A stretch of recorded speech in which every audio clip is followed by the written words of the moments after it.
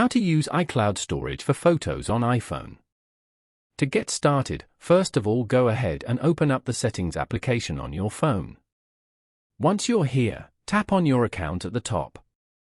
This is your Apple account settings page. You can view and manage your personal information, sign-in and security, payment and shipping, subscriptions and other account settings from here. On this page, go to iCloud. Here, you can view your iCloud storage and all the apps that are currently synced to iCloud. Tap on See All beside Save to iCloud. You can manage how apps and features on this iPhone sync to iCloud over here. Then, tap on iCloud Photos.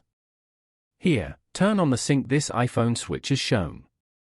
Following these steps, you can easily use iCloud storage for photos on iPhone. Thank you for watching. Please leave a like if this tutorial helped you, or leave a comment below if you have any questions related to the video.